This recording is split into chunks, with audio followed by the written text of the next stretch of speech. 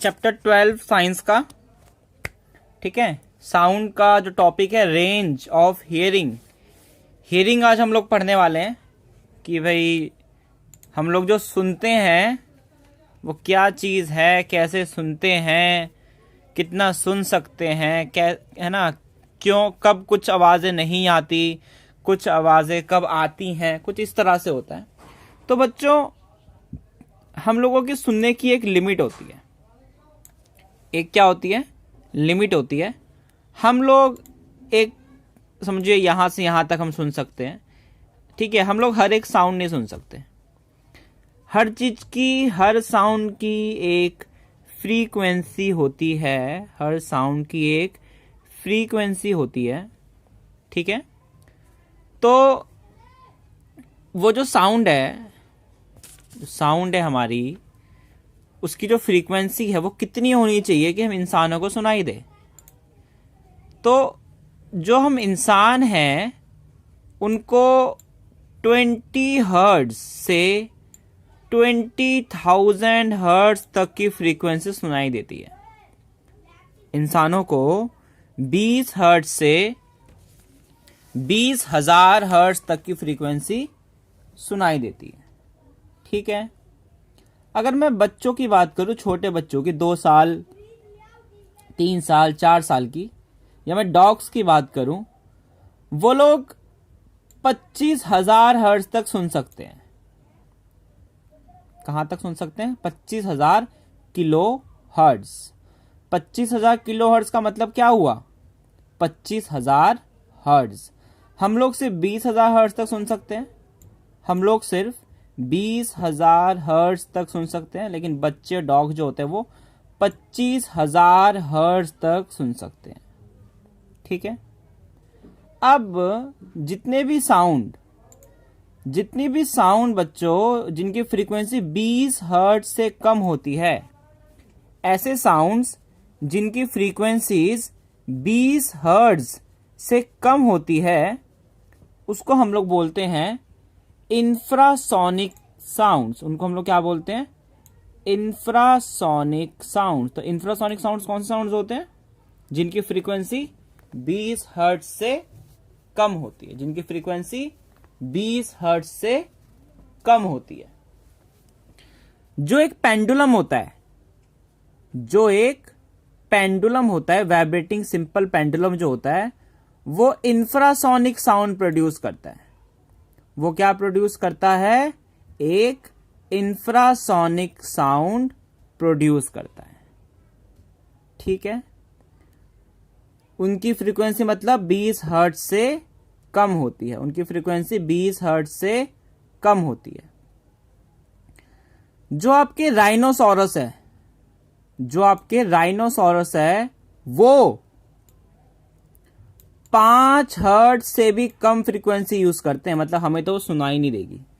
जो राइनोसोरस बात करते हैं वो 5 हर्ट्ज से भी कम फ्रीक्वेंसी में बात करते हैं, मतलब हमें तो वो किसी भी चीज में सुनाई नहीं दे सकते। ऐसे ही एलिफेंट्स, व्हेल्स, ये भी इंफ्रासोनिक वेव्स ही प्रोड्यूस करते हैं।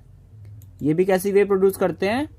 Infrasonic waves. इंफ्रासोनिक वेव्स का मतलब 20 हर्ट्ज से कम, मतलब हम नहीं सुन सकते। जो अर्थक्वेक होता है ना, अर्थक्वेक आने से पहले इंफ्रासोनिक वेव छोड़ता है। अर्थक्वेक आने से पहले इंफ्रासोनिक वेव्स प्रोड्यूस करता है। इसलिए डॉग्स को, छोटे बच्चों को, जानवरों को पहले पता चल जाता है भूकंप आने का। और 20,000 इंफ्रासोनिक मतलब 20 हर्ट्ज से कम, और 20 हर्ट्ज से कम कौन सुन सकता है? सिर्फ जानवर और छोटे बच्चे, इसलिए उनको पहले पता चल जाता है। समझ में आया इतना?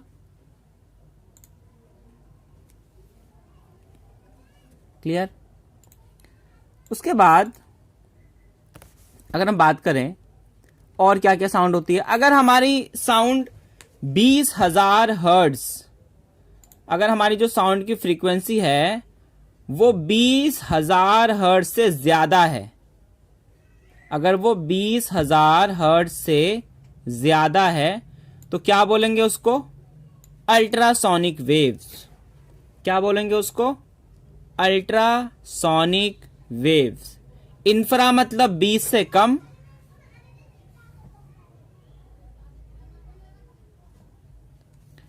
इंफ्रा मतलब 20 से कम,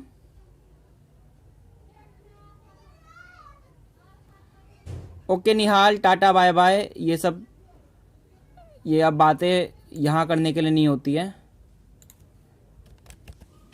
आपको फ्री फायर की आईडी चाहिए, अब मैं आपको रिमूव कर रहा हूं।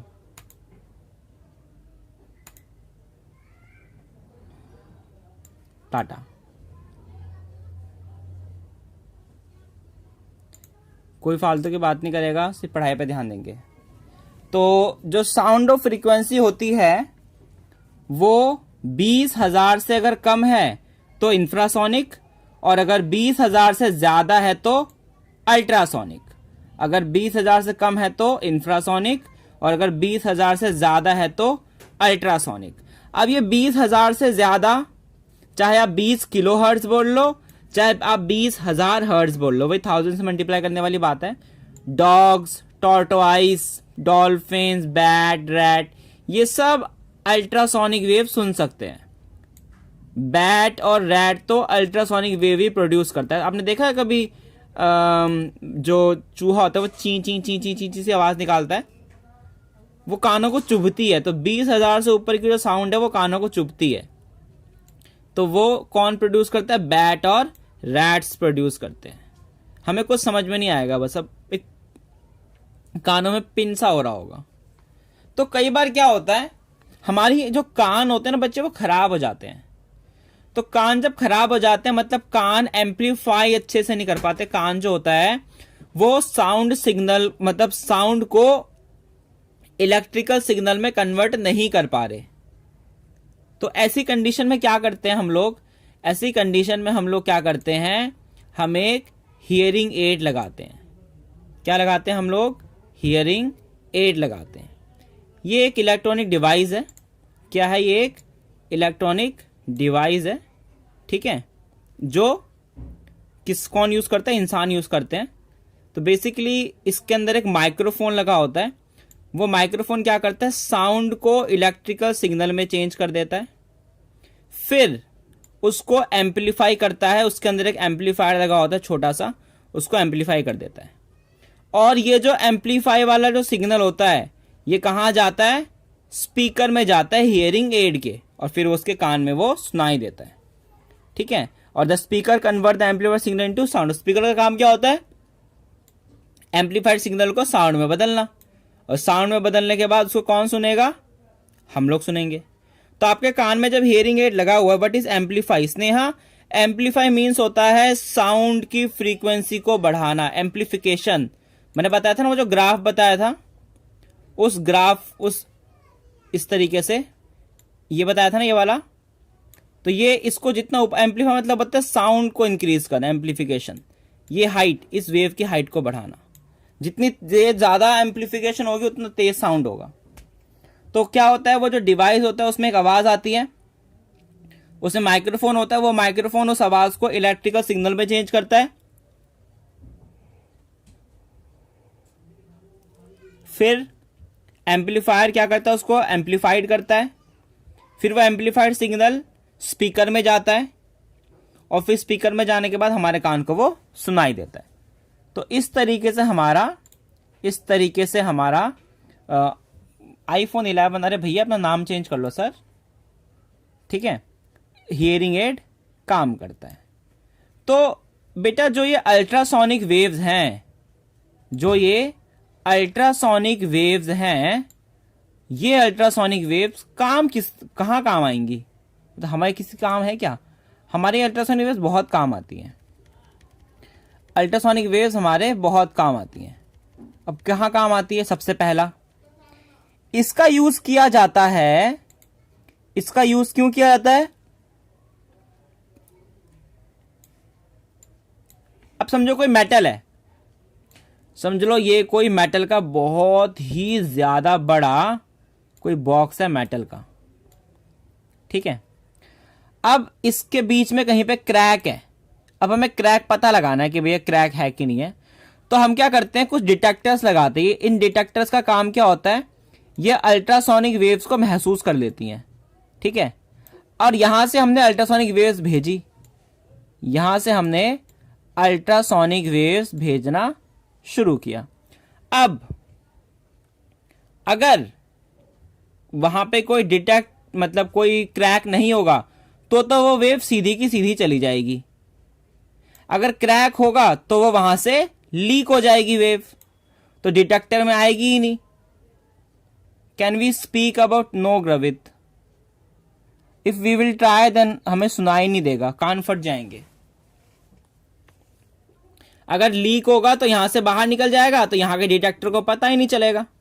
दैट मीन्स वहां पे कोई ना कोई कट है, कोई डिफेक्ट है। एक तो ये यूज होता है।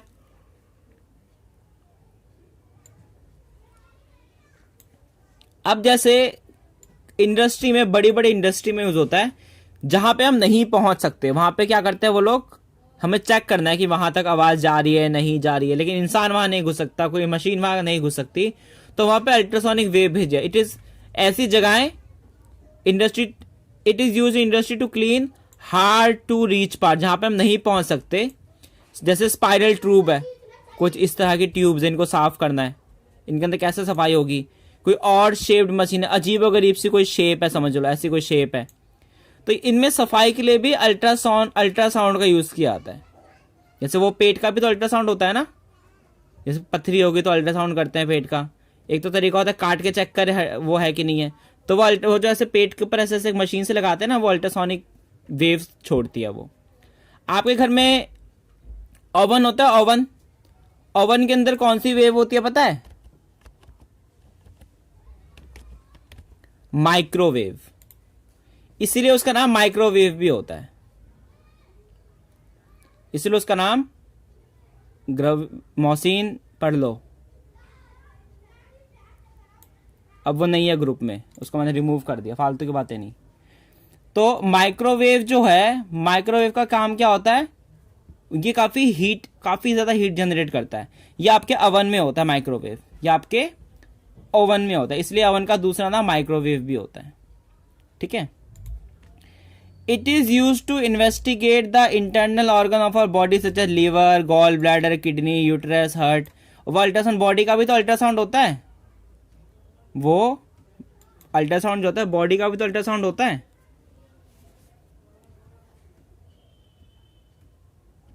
ठीक है। तो बॉडी का जो अल्ट्रासाउंड होता है वो किस तरह से होता है, बॉडी का अल्ट्रासाउंड इसी तरीके से, ठीक है।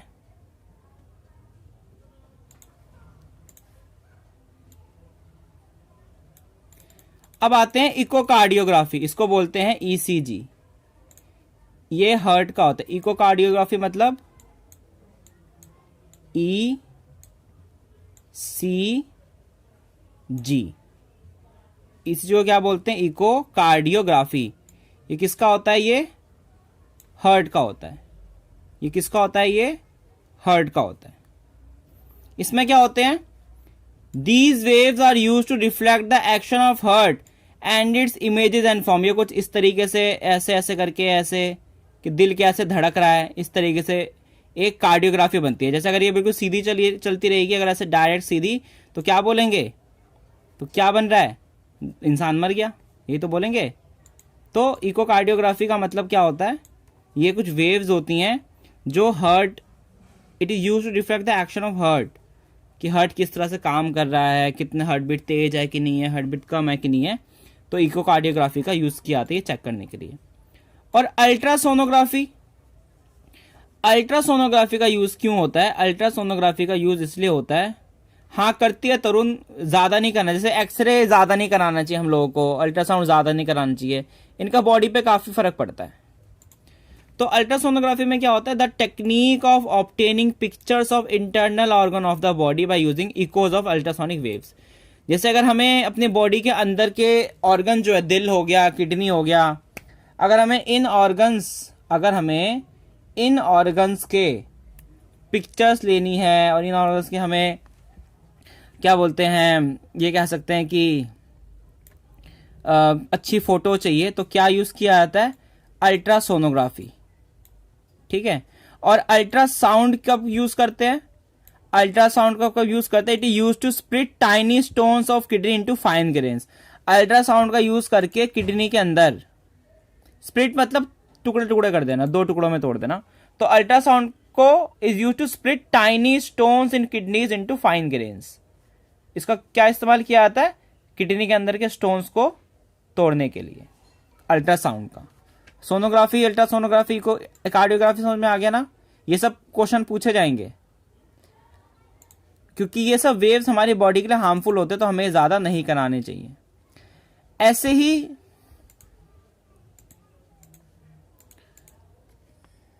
सोनार होता है। अब सोनार क्या होता है बच्चे, देखो सोनार का मतलब होता है sound navigation and ranging. Sound navigation and, अब जैसे टाइटैनिक डूब गया था ना, क्योंकि उसके अंदर, उसके नीचे वो टकरा गया था एक आइसबर्ग से। तो साउंड नेविगेशन रेंजिंग क्या होता है कि भाई एक ट्रांसमीटर होता है, ये वेव छोड़ता है, ये वेव गई, ये वेव गई, ये वेव जाने के बाद जो भी इसको समझो, यहां जहां पर भी इसको कोई पार्टिकल मिलेगा वहां से टकरा के डिटेक्टर के पास वापस आ जाएगा।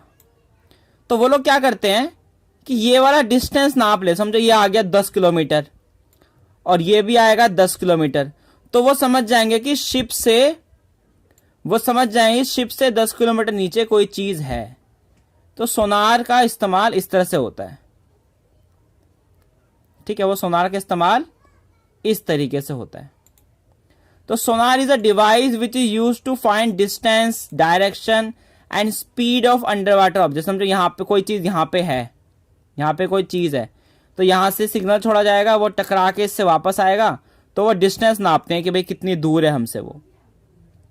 इसमें क्या क्या होता है, इसमें एक ट्रांसमीटर होता है, एक रिसेप्टर होता है या डिटेक्टर बोल सकते हो, जो कि शिप के बिल्कुल बॉटम में होता है, जो शिप के बिल्कुल कहां होता है, बॉटम में होता है, जो शिप के बिल्कुल बॉटम में होता है, ठीक है। वो शिप के बिल्कुल बॉटम में है। माइट म्यूट हो गया था, देखो दोबारा समझ लो सोनार एक बार। सोनार का जो यूज है बच्चे, सोनार का यूज बेसिकली कहां होता है, सोनार का यूज होता है जब हम लोगों को सी बेड, समुद्र के नीचे से किसी चीज का डिस्टेंस पता करना है, उसके लिए उसका यूज होता है सोनार के लिए। तो एक डिवाइस होता है ये, जिससे हम लोग, ये ऊपर से तो शिप जा रही है, ऊपर से तो शिप जा ही रही है आपकी, उस शिप में से यहां इस ट्रांसमीटर में से एक सिग्नल भेजा जाएगा, यहां वो जहां से भी टकराएगा वहां से टकरा के वापस डिटेक्टर के पास आ जाएगा, ठीक है, वहां से डिटेक्टर के पास आ जाएगा, ठीक। फिर वो क्या करेंगे, इस डिस्टेंस को नाप लेंगे कि कितनी दूर से टकराया, तो उन्हें पता चल जाएगा कि भाई शिप से कितनी नीचे वो चीज है। तो ये डिवाइस होता है, इसका यूज डिस्टेंस, डायरेक्शन और speed of under water object नापने के लिए होता है। सोनार के अंदर क्या क्या होता है, एक ट्रांसमीटर होता है। अगर ये शिप है तो यहां पे क्या लगा होगा, एक ट्रांसमीटर लगा होगा। क्या लगा होगा, एक ट्रांसमीटर लगा होगा। और यहां पे क्या लगा होगा, ट्रांसमीटर, यहां पे एक रिसेप्टर या फिर डिटेक्टर। यहां से निकलेगा, यहां से वेव छोड़ी गई, वो कहीं किसी भी जगह से टकरा के वापस यहां पे आएगी, और वो इस डिस्टेंस को नाप लेंगे भाई कितने किलोमीटर पे वो टकराई है। ये कैसी वेव प्रोड्यूस करती है, ये अल्ट्रासोनिक वेव प्रोड्यूस करती है। कैसी वेव प्रोड्यूस करती है, ये अल्ट्रासोनिक वेव प्रोड्यूस करती है। और ये पानी से ही ट्रैवल करती है और चीज से टकराकर वापस आ जाती है, और उससे हमें ये पता चल जाता है कि जो भी चीज है वो कितने डिस्टेंस पे हमसे नीचे है। अब ये जो रिफ्लेक्टेड वेव होती है, जो वेव हमसे टकरा के आई है, जो डिटेक्टर मतलब तरुण, जहां पे चीज डिटेक्ट होगी, जहां से पता चलेगा कि भाई वापस आया नहीं आया, तो ये जो रिफ्लेक्टेड वेव है वो कन्वर्ट की जाती है इलेक्ट्रिकल सिग्नल में। जो डिटेक्टर होता है वो उस वेव को इलेक्ट्रिकल, जैसे टकरा के आई, ये तो अल्ट्रासोनिक वेव भेज दी। अब ये वेव जब डिटेक्टर के पास आएगी, डिटेक्टर मतलब जहां पे ये रिसीव होएगी, ये किस में चेंज कर देगा इसको? इलेक्ट्रिक सिग्नल में चेंज कर देगा। तो the Sonar device measures the time taken by the ultrasonic wave.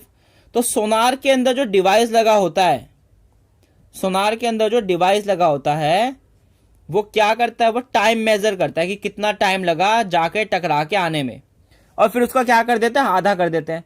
समझो छोड़ा गया था 10 बजे, ठीक है, 10 बजे छोड़ा गया और 11 बजे रिसीव हो गया, और टोटल डिस्टेंस कवर किया इसने 30 किलोमीटर। टोटल डिस्टेंस कितना कवर किया इसने? 30 किलोमीटर कवर किया। तो वो क्या करेंगे? उसका आधा कर देंगे। तो मतलब कहां पे चीज कहां पे अवेलेबल है? 15 किलोमीटर अवेलेबल है। एको मीन्स होता है पुनीत साउंड का रिफ्लेक्शन बैक होना एक पर्टिकुलर इंटरवल ऑफ टाइम के लिए। तो half of this time given the time taken by the ultrasonic wave from ship to bottom, इसका हाफ कर दिया आता है, और इससे हम लोग वो डिस्टेंस निकाल पाते हैं। इससे हम लोग वो डिस्टेंस निकाल पाते हैं कि शिप कहां पे अवेलेबल है। इसी को कहा जाता है एको रेंजिंग, ठीक है। हाफ इसलिए करते हैं क्योंकि हमें डिस्टेंस पता करना है ना तरुण। अगर उसने कितना डिस्टेंस ट्रैवल किया? उसने तो इतना ट्रैवल किया डिस्टेंस। अगर पूरा ही कर देंगे तो हमें डिस्टेंस, हमें पता क्या चलेगा चीज कहां पे है? इस डिस्टेंस का आधा करेंगे तभी तो पता चलेगा कि चीज यहां है हमारी, ठीक है। जैसे और क्या क्या यूज किया जाता है? समुद्र की गहराई को नापने के लिए यूज किया जाता है। समुद्र की गहराई को नापने के लिए भी किसका यूज किया जाता है? सोनार का यूज किया जाता है, ठीक है। अब सोनार का यूज समुद्र की गहराई को नापने के लिए कैसे करते हैं? वही सेम क्वेश्चन, ठीक है, वही सेम क्वेश्चन। वो उसको जो अल्ट्रासोनिक वेव है उसको नीचे की तरफ छोड़ेंगे। अल्ट्रासोनिक वेव को वो नीचे की तरफ छोड़ेंगे, देन वो टकरा के वापस आ जाएगा। तो जितना डिस्टेंस उसने ये टकराने से पहले का कवर किया है वो उसकी क्या होगी? गहराई होगी। वो उसकी क्या होगी? गहराई होगी, ठीक है। आइसबर्ग का मतलब होता है स्नेहा बड़े बड़े चट्टान, बहुत बड़ी चट्टान। किस चीज की चट्टान है? बर्फ की चट्टान को आइसबर्ग कहा जाता है, ठीक। जो बैट होते हैं ना, चमगादड़, वो रात को उड़ते हैं। Bat fly in the dark bye emitting high pitch ultrasonic, वो भी अल्ट्रासोनिक वेव छोड़ते हैं। तो वो भी कुछ ऐसे करते हैं, वो देख तो पाते नहीं है, ठीक है। तो समझो यहां पे कोई चीज है और यहां पे बैट उड़ रहा है, तो वो क्या करेगा? अल्ट्रासोनिक वेव छोड़ेगा और वो टकरा के उसके पास आएगी वेव, तो उससे अंदाजा हो जाएगा कि कितना दूर है मुझसे मेरा शिकार। इस तरीके से बैट जो है वो शिकार करता है। समझो यहां पे कोई है और यहां पे जो है आपका बैट उड़ रहा है, तो वो यहां से अल्ट्रासोनिक वेव छोड़ेगा, वो टकरा के उसके पास वापस आएगी। इस तरीके से वो लोग पता लगा लेते हैं कि कितना डिस्टेंस है हमारा प्रे, हमारा शिकार हमसे कितना दूर है, ठीक है। तो the nature of reflection tell the bat where the obstacle और prey is present and where it is like. इस तरीके से वो शिकार करते हैं चमगादड़। समझ में आया? क्लियर है? अल्ट्रासोनिक वाला पार्ट क्लियर है?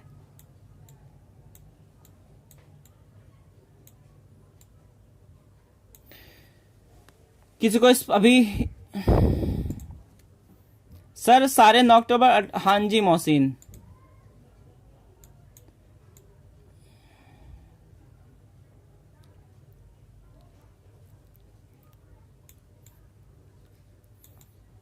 तो उसके बाद हमारा ईयर का स्ट्रक्चर आता है।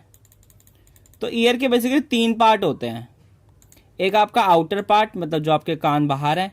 एक आपका मिडल पार्ट जो ब्रेन और कान बाहर आउटर पार्ट के बीच में है, और एक आपका इनर पार्ट। तो ये ईयर एक तरह का सेंस ऑर्गन है जो सुनने में हेल्प करता है, ये आप सबको पता है। आउटर पार्ट को क्या बोलते हैं? पिन्ना बोलते हैं। ये पिन्ना जो होता है ऐसे बाहर की तरफ निकला होता है। ये ऐसा क्यों होता है? ताकि ये क्या कर सके? साउंड को कलेक्ट कर सके आसपास से। फिर वो ऑडिटरी कनाल के थ्रू अंदर जाता है, और ऑडिटरी कनाल जो है, ऑडिटरी मतलब जहां से साउंड ट्रेवल करती है, उसके वहां पे एक बिल्कुल ही ज्यादा थिन मेम्ब्रेन ईयर ड्रम, आपका कान का पर्दा होता है, बिल्कुल पतला। उसको हम लोग टिम्फैनिक मेम्ब्रेन भी बोलते हैं, क्योंकि इसी पे साउंड टकराती है और बार बार वाइब्रेट, इस पे साउंड टकराती है, बार बार वाइब्रेट होती है। उसके बाद वहां से जो साउंड उस पर टकराई, वेव पैदा हुई और वो कहां पहुंच जाएगी, मिडल ईयर में। कहां पहुंच जाएगी, मिडल ईयर। मिडल ईयर में 3 चीज होती है, हैमर, एनविल और स्टिरअप।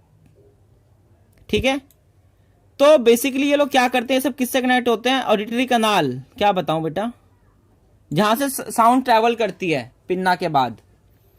तो free end of hammer touches ear drum end of stirrup linked with membrane of Oval window है। तो बेसिकली कुछ इस तरीके का डायग्राम होता है, ये जो नीचे आपको दे रखा है।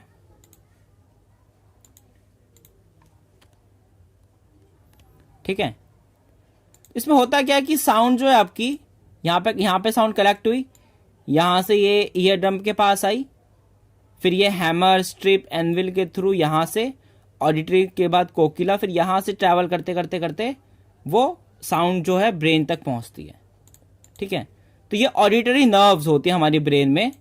हमारे पास, हमारे यहाँ पे क्या होता है, ये जो येलो कलर का पार्ट है ये यहाँ पहुंचती है। ये हमारी ऑडिटरी, ऑडिटर का मतलब ऑडियो मतलब सुनना। तो ऑडिटरी नर्व जो होती है किससे कनेक्ट होती है, हमारी ब्रेन से कनेक्ट होती है। किससे कनेक्ट होती है, ब्रेन से कनेक्ट होती है, और जहां पे कि हम लोग उस साउंड को महसूस कर पाते हैं। तो हम लोगों का जो पार्ट होता है, जो ये इनर एयर होती है, उसको हम क्या बोलते हैं, कोक्लिया।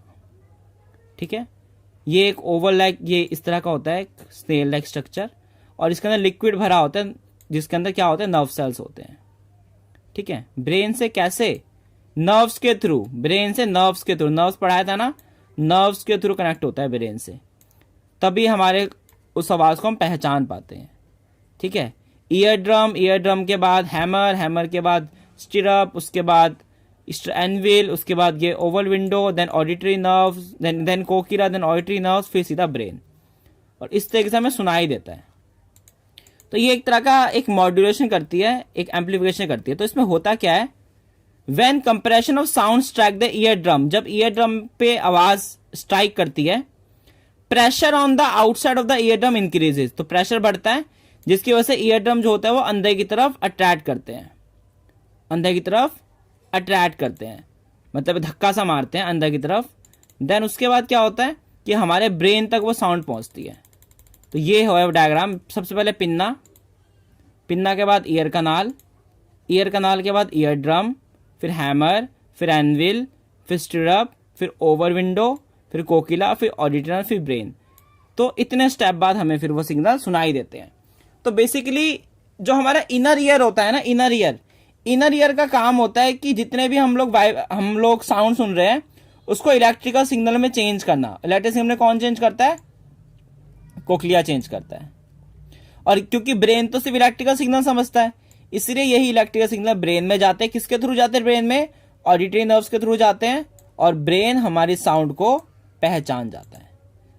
ठीक है, ये सब पार्ट है, हैमर, पिन्ना, ये सब अलग अलग पार्ट है। क्लियर हुआ।